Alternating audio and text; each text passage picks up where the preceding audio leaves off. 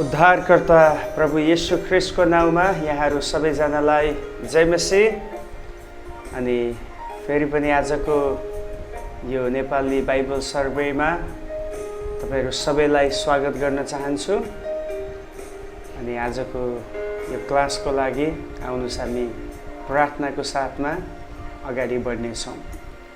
सर्वोच्च प्रभु, हामी तपाईको चरणमा आउँदछौँ। हामी तपाईको नामलाई धन्यवाद दिन्छौँ। आजको सुन्दर बेलुकी तपाईले हामीलाई यो मौका दिनुभयो। फेरि पनि हामी तपाईको वचनलाई सिक्ने, बाइबल सर्वेमा सहभागी हुने अवसर दिनुभयो, धन्यवाद छ। यो क्लासलाई तपाईले अहिलेसम्म यहाँसम्म तपाईले अगुवाई गर्दै ल्याउनु भएको छ। अगाडि पनि प्रभु तपाईकै अगुवाई र निर्देशन हामी चाहन्छौँ। पवित्र आत्मा, हामी हरेकलाई तपाईले सिकाउनुहोस्, बुझाउनुहोस्। हाम्रो शिक्षक तपाईँ हुनुहुन्छ। You are our counsellor, you are our teacher, and you lead us into the word of God. Thank you Holy Spirit for your ministry. धन्यवाद। हामी प्रत्येकलाई तपाईँ आशिष गर्नुहोस्। यो क्लासको सुरुदेखि आखिरसम्म तपाईको अगुवाई हामी चाहन्छौँ। आदर महिमा सबै हामी तपाईँ प्रभुलाई चढाउँदै बिन्ती र प्रार्थनामा आशिष माग्छौँ ख्रीष्ट येशूको नाउँमा, आमेन। हामी अगाडि बढ्नेछौँ। हामी आज फेरि अर्को एउटा नयाँ पुस्तकलाई स्टार्ट गर्नेछौँ। त्यो हो योएलको पुस्तक, द बुक अफ जोएल। अनि हामीलाई थाहा छ पुरानो नियममा भएको अगमवक्ताहरूमध्ये एउटा ठुलो र गहन सन्देश दिने अगमवक्ता हुन् अगमवक्ता योएल। अनि योएलको पुस्तकको बारेमा भन्दाखेरि चाहिँ योएलको पुस्तक लगभग 835 देखि 796 BC-सम्मको कुरा हामी यो भित्र पाउँदछौँ। 835 देखि 796 BC-सम्मका कुराहरू हामी योएलको पुस्तकभित्र पाउँदछौँ। र योएल भन्ने जुन शब्द छ, जुन उनको नाम छ, मूल भाषामा हिब्रू भाषामा त्यो शब्दको अर्थ हो यहोवे परमेश्वर हुनुहुन्छ। जेहोवा इज गड, यहोवे परमेश्वर हुनुहुन्छ भन्ने अर्थ आउँदछ।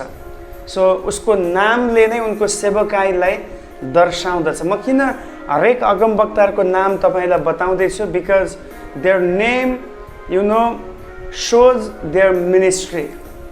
उनीहरूको नामले नै उनीहरूको सेवकाईलाई देखाइरहेको छ, रिप्रेजेन्ट गर्दैछ नामले नै।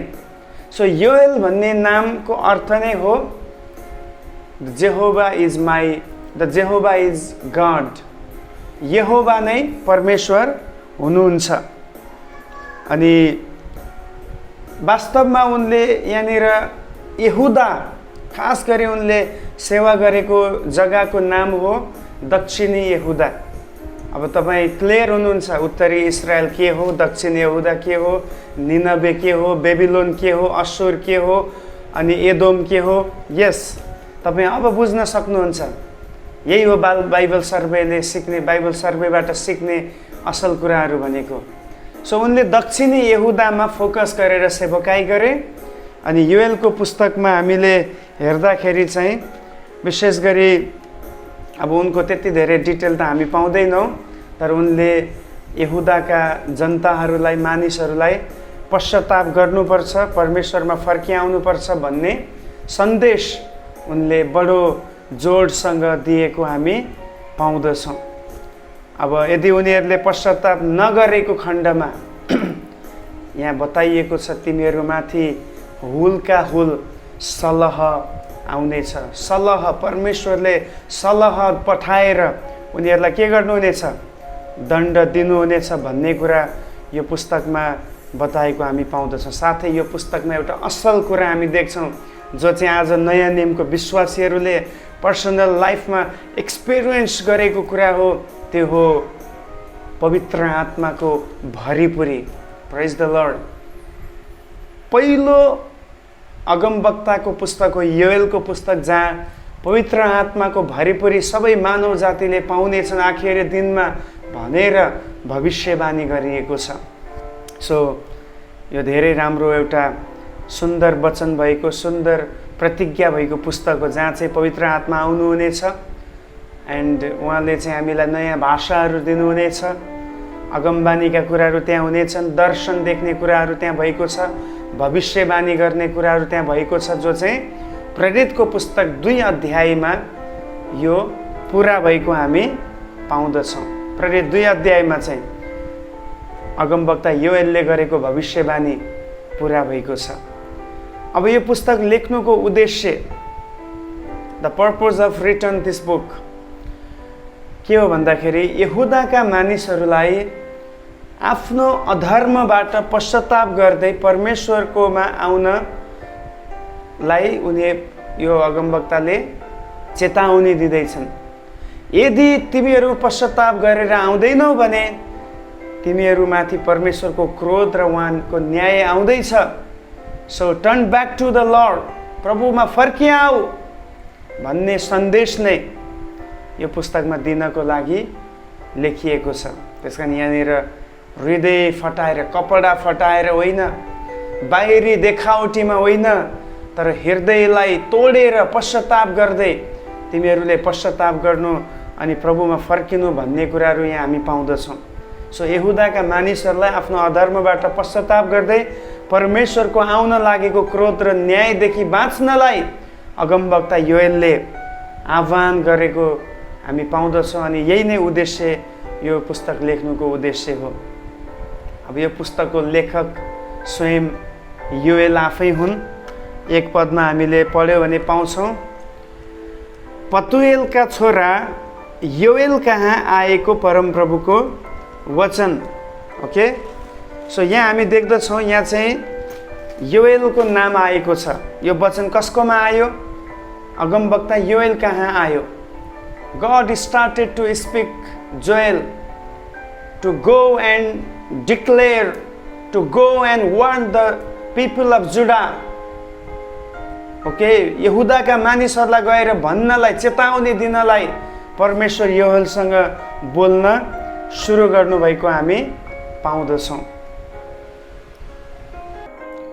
अब यो पुस्तकको दर्शकहरूको बारेमा, अडियन्सको बारेमा विचार गर्दाखेरि उनले दक्षिणी यहुदाका मानिसहरू, जो हामीले राजाहरूको विवरणमा हेर्दै थियौँ, जस्तो राजा आयो त्यस्तै प्रजा हुने गर्दथे।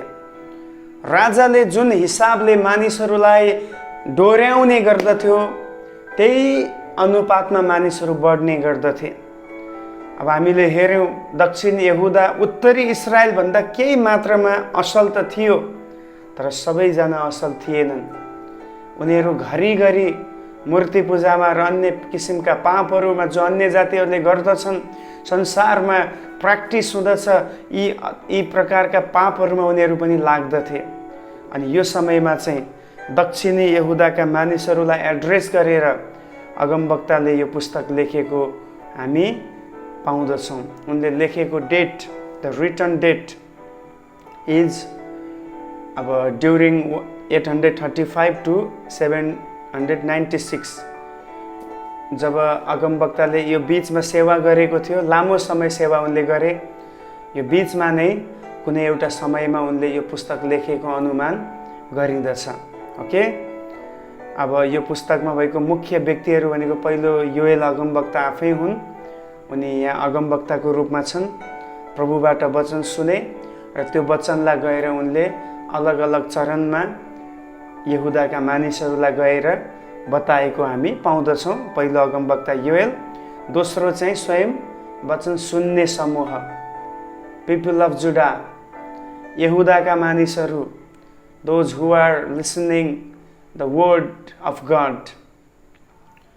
उनीहरू आफै नै यो पुस्तकमा मुख्य व्यक्तिहरू थिए। अनि मुख्य ठाउँ, की प्लेस यो पुस्तकमा भएको की प्लेस हो यरुशलेम। यरुशलेम भन्ने बित्तिकै कुन ठाउँ हो? यहुदाको राजधानी। उत्तरी इजरायलको राजधानी थियो सामरिया, अश्शुरको राजधानी थियो निनवे, त्यसै गरी अहिले यहाँ यहुदाको राजधानी यरुशलेम हैन। आज पनि नयाँ नियममा हामी देख्छौँ येशू ख्रीष्ट यरुशलेममा जानुभयो, त्यहाँ मन्दिर थियो, चेलाहरू त्यही ठाउँमा थिए। पहिलो मण्डली यरुशलेममा स्टार्ट भयो अनि यरुशलेमको बारेमा हामी धेरै पाउँछ, जो चाहिँ परमेश्वरले चुन्नु भएको ठाउँ, आफ्नो वासस्थानको लागि, मन्दिरको लागि परमेश्वरले के गर्नुभयो? यरुशलेमलाई रोज्नु भएको हामी पाउँदछौँ। सो यरुशलेम भन्ने शब्दको अर्थ त्यही हो। यरुशलेम मिन्स डबल पिस, शान्तिको स्थान। शालोम हिब्रू भाषामा शालोम भन्ने बित्तिकै पिस, शान्ति भन्ने अर्थ आउँछ। यरु भन्नाले डबल, सो 2 गुना शान्तिले भरिएको ठाउँ यरुशलेम। Why? Because the presence of holy God is in Jerusalem. पवित्र परमेश्वरको उपस्थिति यरुशलेममा थियो। सो त्यो ठाउँमा डबल शान्ति त हुने नै भयो। जहाँ परमेश्वरको उपस्थिति हुन्छ त्यो ठाउँ शान्तिको ठाउँ हुँदछ, किनभने प्रभुको उपस्थितिमा कहिले पनि अशान्ति हुन सक्दैन। अब यो पुस्तकको मुख्य पद, की वर्स 2 अध्यायको 12 र 13 पद हो। योएलको पुस्तक 2 को 12 र 13मा यो पुस्तकको मुख्य पदलाई हामी हेर्दछौँ। अनि यो एकदमै फ्यामिलियर वर्स हो। हामी पनि धेरै पटक उपवास बस्दाखेरि यो पदहरूलाई पढ्ने र मनन गर्ने र पश्चाताप गर्ने गर्दछौँ। म पढ्नेछु। परमप्रभु घोषणा गर्नुहुन्छ, अहिले पनि तिमीहरू आफ्ना सम्पूर्ण हृदयले उपवास बसेर रुँदै र शोक गर्दै मतिर फर्क। आफ्नो लुगा होइन तर आफ्नो हृदय फटाएर परमप्रभु तिमीहरूका परमेश्वरतिर फर्क, किनकि उहाँ अनुग्रहकारी, दयामा भरपूर, रिस गर्नमा ढिला र प्रेममा भरिपूर्ण हुनुहुन्छ र विपत्ति ल्याउनु हुँदा उहाँ दुखित हुनुहुन्छ। सो यो चाहिँ यो पुस्तकको मुख्य चाबी पद हो। अनि यहाँ धेरै राम्रो प्रचार गर्ने मेसेज हामी यहाँ देख्छौँ, सन्देश देख्छौँ। परमेश्वर अहिले पनि भन्दै हुनुहुन्छ यहाँको यहुदाका मानिसहरूलाई, यदि तिमीहरू पश्चाताप गर्दछौ, देखावटी पश्चाताप होइन। पहिलेका मानिसहरूले पनि पश्चाताप त गरे, तर उनीहरूले केवल बाहिरी देखावटी मात्रै उनीहरूले गरे। Remember one thing, God is not interested with outward appearance, but he is interested with the inward appearance. परमेश्वर बाहिरी प्रस्तुतिकरणमा खुसी हुनुहुन्न, म हृदयको प्रकटीकरणमा, हृदयको प्रस्तुतिमा उहाँ चासो राख्नुहुन्छ। he is interested. Okay, so whenever we read the Bible, God requires our heart, not our outward appearance. That's why he said to Samuel, people look at face, but I do not look at face. I always look at heart. म जहिले पनि हृदयलाई हेर्ने प्रभु हो, मानिसले जस्तै म अनुहार हेर्दिन। Yes, God says like this when he chose David. अनि यहाँ हामी यही देख्छौँ, यदि पश्चाताप गर्छ, उपवास बस्ने विषयमा यहाँ बताइएको छ। पहिलो चाहिँ सम्पूर्ण हृदयले, इच्छा नभइकन होइन, मन नभएर होइन, करकापमा भएर होइन, फलानो बस्यो म पनि बस्नुपर्छ भनेर होइन।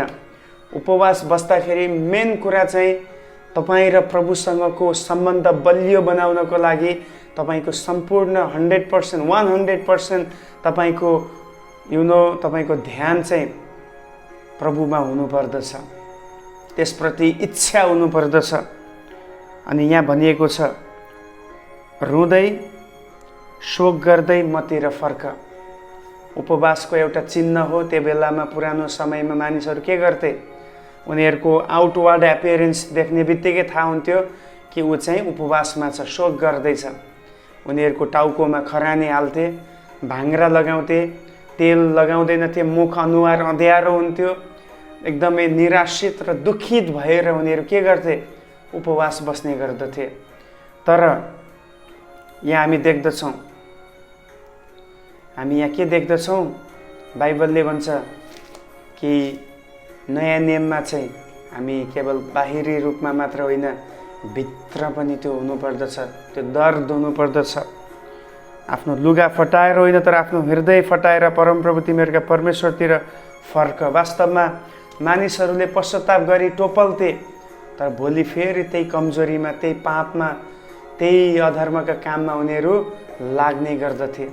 त्यसकारण प्रभुले भन्दै हुनुहुन्छ, यो देखावटी काम धेरै भइसक्यो, अब चाहिँ तिमीहरू हृदयबाट गर, अब चाहिँ तिमीहरू भित्रदेखि त्यसलाई प्रकट गर। किनभने बाहिरीको गरेको कुराले मानिसलाई खुसी पार्न सक्छ होला, तर परमेश्वर बाहिरीको कुराले मात्र खुसी हुनुहुन्न, हृदयबाट शुद्ध हुनुपर्छ। कतिपटक हामी बाहिरी रूपमा असल बन्न सक्छौँ, सजिलो छ, तर भित्र खराब पनि हुनसक्छ। अनि भित्र खराब छ भने याद गर्नुहोस्, सधैँभरि एउटा व्यक्ति असल नै भइरहन सक्दैन। एक न एक दिन उसको असलीपना प्रकट हुन्छ। मैले अक्सर भन्ने गर्छु, एउटा व्यक्तिलाई वास्तवमा चिन्ने हो भने घरमा चिनिन्छ। मण्डलीमा त सबै आत्मिक हो, हामी छुट्याउन सक्दैनौँ। अहिले एकदम नम्र जस्तो लाग्ने, एकदमै सहने जस्तो लाग्ने व्यक्ति पनि याद गर्नुहोस् त्यस्तो नहुन पनि सक्छ। यस्तो लाग्छ कि हो यो त एकदम प्रेम गर्ने व्यक्ति होला, तर यदि तपाईँले उसलाई घरमा गएर भेट्नुभयो भने या उसको छिमेकीलाई थाहा हुन्छ या उसको परिवारको सदस्यलाई थाहा हुन्छ वास्तवमा ऊ कस्तो छ भन्ने कुरा। यदि तपाईँ मलाई चिन्न चाहनुहुन्छ भने मेरो घरमा मेरो श्रीमती, मेरो बच्चाहरूलाई सोध्नुपर्छ, how is your husband, how is your father, how is your son, how is your brother. Okay, अब म त मेरो बारेमा राम्रै भन्छु र तपाईँहरूको बिचमा त म राम्रै हुन्छु, तर उनीहरूले मेरो बारेमा गवाइदिन्छन् एक्चुअली म कस्तो छु। अनि अर्को पनि मैले भन्ने गर्छु, एउटा व्यक्तिलाई जाँच्ने हो भने अलिकति रिस उठाइदिनुहोस् अलिकति रिस उठाइदिनुहोस्, काफी छ। यदि ऊ भित्रदेखि नै परिवर्तन भएको व्यक्ति हो भने त्यो बेलामा पनि उसले मिठो बोली बोल्छ, सहन्छ, सबै कुरालाई कन्ट्रोल गर्छ। तर यदि भित्र उसको ठिक छैन, केवल बाहिरी देखावटीको जीवन जिउँदैछ भने अलिकति रिस उठाइदिनुहोस्, काफी छ। त्यसपछि उसको सबै भित्र भएको असलियत बाहिर प्रकट हुन्छ। सो म तपाईँलाई भन्न खोजेको कुरा यो पदबाट यही हो, हामी बाहिरी रूपमा सही हुने हो भने भित्र पहिला असल हुनुपर्छ। यसोले त्यही भन्नुभयो, जे भित्र छ त्यही बाहिर प्रकट हुँदछ। आज तपाईँको र मेरो भित्री अवस्था कस्तो छ? अनि यहाँ तल एकदम सुन्दर वचन लेखिएको छ, जब तिमीहरू फर्किन्छौ, हृदय फटाएर साँचो पश्चाताप गर्छौ, साँचो उपवास बस्छौ, अनि त्यसपछि तिमीहरूले परमेश्वरको अनुग्रह, किनभने उहाँ अनुग्रहकारी, दयामा भरपुर हुनुहुन्छ र विपत्ति ल्याउनु हुँदा उहाँ दुखित हुनुहुन्छ। वास्तवमा परमेश्वर कसैलाई पनि दण्ड दिन चाहनुहुन्न। ही डजन्ट जज एनीवन। ओके, उहाँ कसैलाई पनि दण्ड दिने उहाँको इच्छा छैन। ही डजन्ट वान्ट टु जज anyone on earth. That's why he sent his only begotten son. Hallelujah. यदि प्रभुको इच्छा मानिसलाई पापको कारण दण्ड दिने नै हो भने then why should he send his only begotten son? No. His ultimate intention was and is and will nobody should perish by their sins. कोही पनि व्यक्ति पापको कारणले नाश नहोस्. That is his will. That is the will of our heavenly daddy. Oh, hallelujah. That's why he sent his son. That's why Jesus Christ came and he died on cross. He broke his body on cross. Oh, अनि त्यही कुरा हामी यहाँ देख्छौँ, उहाँ अनुग्रहकारी, दयामा भरपूर हुनुहुन्छ र विपत्ति ल्याउनु हुँदा उहाँ खुसी हुनुहुन्न, उहाँलाई दुःख लाग्छ। त्यसकारण त प्रभुले अगमवक्ताहरू पठाउँदै हुनुहुन्छ, त्यसकारण त आज तपाईसँग यो वचनद्वारा प्रभु बोल्दै हुनुहुन्छ, त्यसकारण त प्रभुले प्रचारकहरूलाई नियुक्त गर्नुहुन्छ। किनकि कसैलाई पनि प्रभु दण्ड दिने इच्छा गर्नुहुन्न, बचाउन चाहनुहुन्छ। Once you receive the word of God, once you receive the message which is spoken by the servant of God, you will be saved forever. Hallelujah. And the Romans 8:1 says, those who are in Christ, now there is no more condemnation. Yes, if you are in Christ, if you believe in the Son of God, there is no condemnation, because the Son of God didn't come to condemn people, but He came to save people. Hallelujah. परमेश्वरको पुत्र मानिसलाई दोष लगाउन, दण्ड दिन आउनु भएन, तर बचाउन आउनु भएको छ। That's why we are saved in Christ. हामी ख्रिस्टमा बचेका छौँ। हालेलुया। अनि अगाडि बढ्दै जाउँ। हामी यो पुस्तकको रूपरेखा हामीले विचार गर्यो भने यो पुस्तक दुई भागमा विभाजित छ। दुई भागमा यो पुस्तक विभाजित भएको हामी पाउँछौँ। पहिलो चाहिँ हामी देख्दछौँ the day of the locust, सलहको दिन, सलहहरूको दिन भनिएको छ। द डे अफ लोकस्ट, एक अध्यायको 1 देखि 2 को 27 सम्म पाउनुहुन्छ। यहाँ चाहिँ सलहको विपत्तिहरूको बारेमा। अब सलह अहिले हामी धेरै सुन्दैछौँ, भारतमा, नेपालमा, कति ठाउँमा सलहको विपत्ति आउँदैछ। अनि सलह यस्तो एउटा जीव हो, यो त्यति ठुलो हुँदैन, एउटा मानिलिनुहोस् फट्याङ्ग्रो किरो, हरियो हरियो खालको फट्याङ्ग्रो किरो हुन्छ घाँसमा हुने, त्यही हो सलह भनेको। अनि जब पनि इतिहासमा, बाइबलले इतिहासमा र अरू सांसारिक हिस्ट्रीमा हामी हेर्छौँ, कति पटक परमेश्वरले मानव जातिलाई दण्ड दिँदाखेरि उहाँले भूकम्प पठाउनु भयो, फ्लड, बारिस पठाउनु भयो, अन्य विभिन्न कुराहरू आए, तर त्यसमध्ये एउटा हो सलह पनि उहाँले पठाउनु भयो। अब यही हामी देख्छौँ यहुदाहरूको बिचमा चाहिँ उनीहरूलाई यदि पश्चाताप गरेनन् भने ही विल सेन्ड लोकस्ट, उहाँले सलहलाई पठाउनु हुनेछ। अनि अहिले पनि हाम्रो देशहरूमा सलह आउँदैछ अरे। अनि यो सलह जब आउँछ, यसो 100वटा, 50वटा या 1000वटा होइन, यो चाहिँ एउटा फौज जस्तै लाखौँ एकैचोटि आउँछ। अनि जब एक ठाउँमा यसले गएर बस्छ, त्यहाँको हरियाली कुरा यदि त्यो बस्यो भने आधा घन्टामा त्यो हरियालीलाई यसले सुक्खापनामा परिणत गरिदिन्छ। भनेपछि दण्ड के हो? फेरि दण्ड हो तपाईले पाउने अनाज, तपाईले पाउने खाना, त्यो सबै कुरा तपाईबाट खोसिनेछ। सलहले त्यही गर्छ, बोट बिरुवालाई सखाप बनाइदिन्छ। भनेको अर्थ के हो? हामीले फलफुल जे पनि चिजहरू पाउँछौँ, त्यो सबै कुरा बोट बिरुवाबाट पाउने हो, त्यो सबै कुरा सलहले नष्ट गर्छ। सो अहिले हामी बुझ्न सक्छौँ कोभिड-19 को विपत्ति, सलहको विपत्ति, जग्गा जग्गामा भूकम्पहरू गइरहेको छ, कति ठाउँमा बाढ गइरहेको छ, अनिकाल सुरु भइसकेको छ। अनि यो सबै कुराले यही देखाउँछ परमेश्वर पापी मानिसलाई फर्कियोस्, पश्चाताप गरोस्। वास्तवमा योएलको पुस्तक आजको लागि पनि एकदमै रेलेभेन्ट छ। यहाँ भएको घटनाहरू, यहाँ भएको विपत्तिहरूबाट आज पनि हामीसँग एकदम रेलेभेन्ट राख्दछ। हामी आज पश्चाताप गर्नु खाँचो छ, देशहरूले पश्चाताप गर्नु खाँचो छ। अन्यथा प्रभुको त्यो दिनमा, सलहको यो विपत्तिमा कोही पनि टिक्न सक्दैन, सबैको आशिष खोसिनेछ। सो पहिलो हामी देख्छौँ सलहको दिन।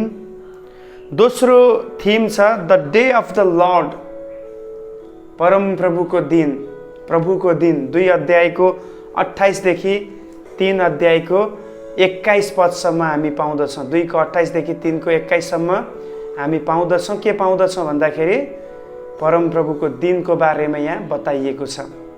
अब परम प्रभुको दिनलाई दुईवटा एस्पेक्ट्समा यहाँ बताइएको छ। पहिलो चाहिँ परमप्रभुको दिनमा क्रोध आउनेछ, उहाँको दण्ड हुनेछ, उहाँले न्याय गर्नुहुनेछ भन्ने एस्पेक्ट छ। दोस्रो परमप्रभुको दिनमा आशिष पनि छ।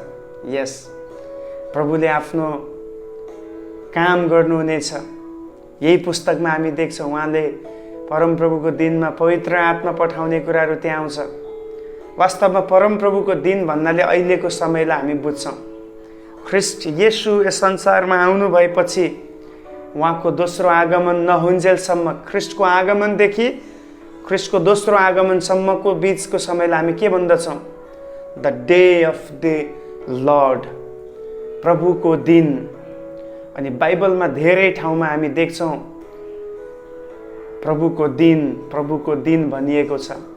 प्रभुको दिन हाम्रो लागि चाहिँ those who are believe in Jesus, for them it will be blessed moment. जो प्रभुमा विश्वास गर्छ उनीहरूको लागि आशीषित समय हुनेछ, मोमेन्ट हुनेछ। But those who are reject to believe in Jesus, for them it will be the day of wrath. यो चाहिँ क्रोधको दिन हुनेछ जोहरू प्रभुलाई विश्वास गर्दैन। अनि यहाँ हामी त्यही देख्दछौँ, परमप्रभुको दिनमा चाहिँ परमेश्वरले पहिलो चाहिँ आत्मा खन्याउने विषयमा यहाँ बताउनु भएको छ। साथै प्रभुको आगमनको समयमा हुने चिन्हका कुराहरू छ, जति पनि घटनाहरू, पाण्डेमिक कुराहरू छ, यो सबै कुराहरू पनि यो समयमा बताइएको छ। सो आज तपाईँको र मेरो लागि च्यालेन्ज छ प्रिय, जसै जसै हामी अगमवक्ताहरूको पुस्तक पढ्दछौँ, हो यो कुराहरू फुलफिल भइसक्यो। पुरानो नियमको अगमवक्ताका कतिवटा पुस्तकहरू, कतिवटा कुराहरू, कतिवटा प्रोफेसीहरू ख्रिस्टमा फुलफिल भइसकेको छ। तर याद गर्नुहोस्, आज पनि यहाँबाट चाहिँ हाम्रो लागि व्यवहारिक एकदमै टिचिङहरू हामी पाउन सक्छौँ। यदि हरेक अगमवक्ताहरूले दिएको मेसेज चाहिँ एउटै कुरामा केन्द्रित छ, ओके, एउटै कुरामा सेन्ट्रलाइज गरिएको छ, त्यो हो repent and turn to God. पश्चाताप गर्नुहोस् र प्रभुतर्फ फर्कनुहोस्। यही नै हो अगमवक्ताहरूको मेसेज। चाहे तपाईँ होसेको पुस्तक पढ्नुहोस्, चाहे तपाईँ जुनसुकै योनाको पुस्तक पढ्नुहोस्, नहुमको पुस्तक पढ्नु, हामीले हेऱ्यौँ नि त होइन, अगमवक्ताहरूको पुस्तकमा कुन कुन हेऱ्यौँ? योएलको पुस्तक हेऱ्यौँ, आज आमोसको पुस्तक हेरिसक्यौँ, होसेको पुस्तक हेऱ्यौँ, अनि ओबदियाको पुस्तक हेऱ्यौँ, योनाको पुस्तक हेऱ्यौँ, नहुमको पुस्तक हेऱ्यौँ, अरू कतिवटा पुस्तक हामी अझै भोलिका दिनहरूमा हेर्दै जानेछौँ। यी सबै पुस्तकहरूले हामीलाई सिकाउने कुराहरू यही छ, repent your sin and turn to your God. तिम्रो पापबाट पश्चाताप गर्नु र परमेश्वरतिर फर्कनु। सो आज म तपाईँलाई 1 मिनटको समय जस्ट सोच्नको लागि म दिन चाहन्छु। तपाईँ मुटुभित्रबाट सोच्नुहोस्, भित्र मनदेखि तपाईँ सोच्नुहोस्, तपाईँ कतिको आफ्नो जीवनमा तपाईँले पश्चाताप गर्नुभएको छ, कतिको तपाईँले यो कुरालाई सिरियसली लिनुभएको छ। प्रियो, हामी अहिले बाइबल सर्वेको क्लास गर्दैछौँ। धेरैजनाको कमेन्ट्स म हेर्छु, पर्सनल्ली पनि हेर्छु, च्याटमा पनि हेर्छु, उहाँहरूको कमेन्ट्स म हेर्छु, अनि सबैले भन्नुहुन्छ yes we are blessed, we are learning new teaching day by day. Of course, praise God for that. तपाईँ नयाँ कुरा सिक्दै हुनुहुन्छ, प्रभुको वचनको ज्ञान तपाईँ पाउँदै हुनुहुन्छ, नयाँ हिस्ट्री, नयाँ कल्चरल कुरा, ब्याकग्राउन्डका कुराहरू सिक्दै हुनुहुन्छ, नयाँ थियोलोजी सिक्दै हुनुहुन्छ। That's great, okay. तर त्योभन्दा पनि मुख्य कुरा के तपाईँले सिकेका कुराहरू आफ्नो जीवनमा अप्लाई चाहिँ गर्नुभएको छ? सिक्नु पहिलो चरण हो, यो पनि राम्रो कुरा हो कि कति व्यक्ति यही सिक्ने कुरामा पनि पछाडि हुन्छन्। तर सिक्नुभन्दा पनि अझ माथिको कुरा हो सिकेको कुरालाई पालना गर्नु। Whatever we learn we have to apply it in our personal life? Do you able to apply the teaching? के यो शिक्षालाई तपाईँ आफ्नो जीवनमा अप्लाई गर्नुभएको छ, गर्दै हुनुहुन्छ? के तपाईँमा त्यो निर्णय छ? यदि तपाईँमा आज त्यो निर्णय छ भने म सोच्दछु बाइबल सर्वे हाम्रो लागि सफल हुनेछ। केवल शिक्षाको हिसाबमा बुझ्नको लागि त्यहाँ यो भएको रहेछ, त्यो पछि यो भएको रहेछ, ए परमेश्वर यसरी काम गर्नुभएछ, ए अगमवक्ताले त यसलाई पो मेसेज गरेको रहेछ, यति मात्र सिक्नु चाहिँ यो कम्प्लिसन होइन। ओके, सिकिसकेपछि त्यसलाई आफ्नो जीवनमा व्यावहारिक रूपमा पालना गर्नु, अप्लाई गर्नु, त्यो एकदमै इम्पोर्टेन्ट कुरा हो। अनि मेरो प्रार्थना यही छ कि जसो जसो हामी वचन सिक्छौँ, पवित्र आत्माले हामीलाई सहायता गर्नुभएको होस् कि हामी दिन प्रतिदिन पश्चाताप गरेर प्रभुमा हामी लीन हुन सकौँ, हाम्रो अधर्मको चाललाई छोडेर धार्मिकताको कदममा अगाडि बढ्न सकौँ। आजको यो क्लासबाट प्रभुले यहाँहरू सबैलाई आशिष दिनुभएको होस्। भोलि हामी फेरि अझै यही पुस्तकको मुख्य विषयहरू, धेरै एकदमै मुख्य टिचिङ हामी पाउँछौँ, त्यो विषयलाई हामी हेर्नेछौँ। तबसम्मको लागि प्रभुले यहाँहरू सबैलाई आशिष दिनुभएको होस्। जय मसीह।